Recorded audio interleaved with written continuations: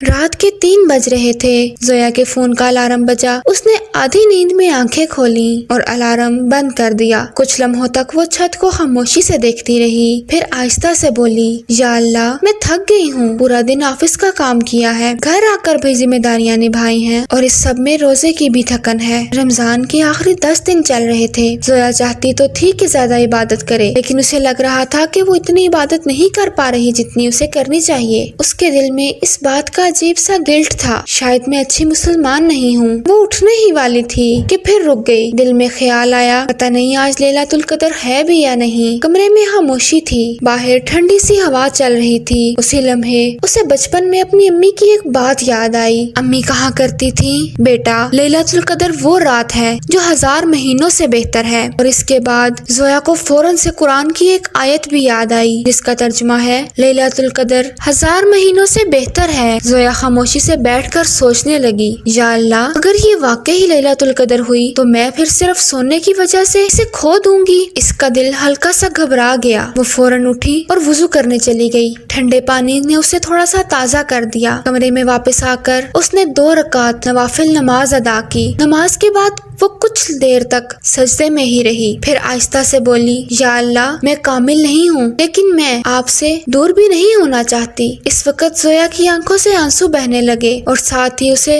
حضور صلی اللہ علیہ وسلم کی ایک حدیث یاد آئی۔ حضرت عائشہ نے نبی کریم صلی اللہ علیہ وسلم سے پوچھا تھا، یا رسول اللہ، اگر مجھے لیلۃ القدر مل جائے تو میں کیا دعا کروں؟ تو نبی کریم صلی اللہ علیہ وسلم نے فرمایا کہ عائشہ، تم یہ دعا پڑھنا، اللہم انکا عفو تحب العفو فاعف عنی، اے اللہ، بے شک تو معاف کرنے والا ہے اور معاف کرنے کو پسند کرتا ہے، بس مجھے بھی معاف کر دے۔ زویا نے بھی یہی دعا پڑھنا شروع کر دی۔ پھر کچھ دیر کے بعد اس نے قرآن اٹھایا اور قرآن کی تلاوت کی، کچھ تسبیحات پڑھی۔ وہ کبھی دعا کرتی تو کبھی اللہ سے خاموشی سے باتیں کرتی۔ اب اس رات اسے ایک بات سمجھ آئی کہ لیلۃ القدر صرف لمبی عبادت کا نام نہیں ہے، یہ وہ رات ہے جب انسان اللہ سے معافی مانگتا ہے، اپنے دل کو صاف کرتا ہے اور سچے دل سے اللہ کے قریب آتا ہے۔ اب جب فجر کا وقت قریب آیا تو زویا نے کھڑکی سے باہر دیکھا۔ آسمان پر عجیب سا سکون تھا۔ اس نے دل میں آہستہ سے کہا، یا اللہ، مجھے نہیں معلوم کہ یہ لیلۃ القدر تھی یا نہیں، لیکن اگر تھی تو شکر ہے آپ نے مجھے سونے نہیں دیا۔ اور شاید کبھی کبھی ہم سوچتے ہیں کہ ہم نے اللہ کو چنا ہے، لیکن حقیقت میں اللہ ہمیں اپنی طرف بلا رہا ہوتا ہے اور وہ چاہتا ہے کہ میرا بندہ میرے سامنے کھڑا ہو، میرے سامنے سجدہ کرے، اور وہ ہمیں ایسی توفیق دیتا ہے۔ اور شاید آج کی رات بھی لیلۃ القدر کی رات ہو۔ تو میری پیاری بہنوں، آپ بھی زویا کی طرح اس رات کو عبادت میں گزار سکتی ہو اور اللہ سے معافی مانگ سکتی ہو، تو اس لیے سو کر اپنا وقت ضائع نہیں کرو اور اللہ کے سامنے جھک جاؤ۔ زویا کی ان عبادات کے علاوہ آپ لوگ لیلۃ القدر میں کون سی عبادات کرتے ہیں؟ مجھے کمنٹس میں ضرور بتائیں، اور جاتے جاتے اپنے اس چینل کو سبسکرائب کرنا نہیں بھولنا۔